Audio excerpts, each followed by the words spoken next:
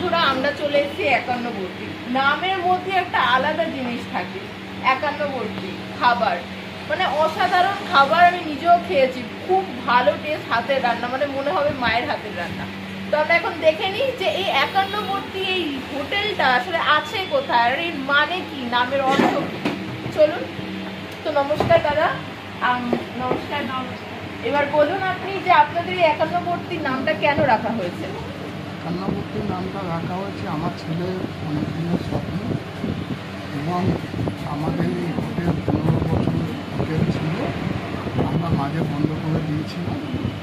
আমার ছেলের তাগিদেই আমরা তুলেছি, এবং জনসাধারণ খেয়েও খুব পছন্দ নাম করছে। আমি নিজে রান্না করি এবং নিজে দেখাশোনা করি, বাজার করি। আচ্ছা, আমার মিসেস আমার পাশে থাকে। আপনি বলবেন। নমস্কার। আমাদের এটা 15 বছর ছিল হোটেল। তখন আমার শাশুড়ি মাও ছিলেন। শাশুড়ি মা আমাদের অনেক দিন করে লেবার ছিল না, আমাদের একটা লেবার রেখেছিল একটু বাসন টাসন ধোয়ার জন্য। তারপর কাজ সব আমরা, আমার হাজব্যান্ড, আমি, আমার দেওয়া ছেলে ছোটো ছিল, আমরা সবাই 10 বছর 15 বছর পর তিনি একটা অ্যাক্সিডেন্ট হয়, তারাপীঠে যাচ্ছিলাম, বাইক অ্যাক্সিডেন্টে আমি বন্ধ করে দিই হোটেলটা। বন্ধ করে দেওয়ার পর তিনি একটা বিউটি পার্লার করে। তারপরে আমার ছেলের শখ ছিল, ছেলে বললো যে আমি আবার অ্যাক্সিডেন্ট করতে চাই। তখন দেখলাম ছেলে এত আবদার করে করতে, আবার জিনিসটা আমরা ফিরে আসি। তখন ছেলে আমরা সবাই মিলে নিয়ে আবার এই রান্না করি, নিজেরাই পরিবেশন করি, সব কিছুর মধ্যে আমরা নিতে পারি, আমরা এই কাজের মধ্যে দিয়েই ব্যস্ত থাকি। আচ্ছা, তো দাদা আপনি হচ্ছেন সেই যে এই একান্নবর্তীটাকে আবার নতুন করে দাঁড় করিয়েছেন।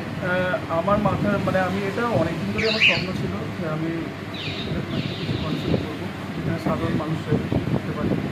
তো সেই জায়গায় দাঁড়িয়ে তো আমি তো ছোটোবেলা থেকে আমার মা বাবাকে দেখে এসেছি, ওনারা এই ব্যবসার সাথে যুক্ত ছিল এবং ভালোবেসে মানুষকে যে খাবার খাওয়ানো সেটা আমি ওদের থেকেই দেখে শিখেছি। আর এখনও পর্যন্ত নিজেরা রান্না করে মানুষজনকে খাওয়ায়। বাবা আছে, বাবার বাজার করে সকাল থেকে রান্না করে, মা তার সাথে হেল্প করে, এবং দুপুরে যে আমাদের খাবার যে সিস্টেমটা হয় সেখানে মাও, বাবা এবং কাকা আমার আছে। তো সেক্ষেত্রে এনারা সবাই যৌথভাবে মিলেই হোটেলটাকে চালায়। তো সব থেকে ভালো যে আমার এটাই সব থেকে ভালো লাগে যে এখানে মানুষের সাথে গিয়ে যে তৃপ্তিটা পাই, এটা আমি সারাদিনের পর থেকে পরে যখন আমি রাতে ঘুমোতে যাই আমি একটা অদ্ভুত শান্তি পাই।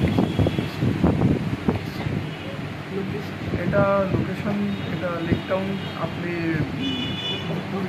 ঘড়ির মোড় থেকে ঢুকবেন, চাকুরিতে ঢুকে যে রাস্তাটা যাচ্ছে একদম ঢুকেই সামনে ঘরোয়া ফ্যামিলির একদম খাওয়া দাওয়া, এবং এনভারমেন্টও খুব ভালো। আপনারা যদি আসেন আপনাদের নিশ্চয়ই খুব ভালো লাগবে, আপনারা একবার ট্রাই করবেন। আমি আশাবাদী যে আপনারা বিফলে যাবেন। তার মানে আপনি বুঝতেই পারছেন যে ওনাদের লাইফে এত ওঠা পড়ার পর আবার উঠেছে, মানে ওর জন্য একটা নিজের মনের মধ্যে লাগে। আর এত সুন্দরভাবে ঘরোয়া খাবার, মায়ের স্নেহ আপনারা কোথাও পাবেন না। তো যে লোকেশনটা বন্ধুরা আমরা আপনাকে বলেছি, প্রিয় দর্শক, আমাদের কলকাতা নিউজ লাইভের থ্রু দিয়ে আপনাদের কাছে চলে যাবে, আপনারা এই লোকেশন ফলো করে চলে আসবেন। আর পুজোর সময় কিন্তু খুব ভালো খাবার হয়।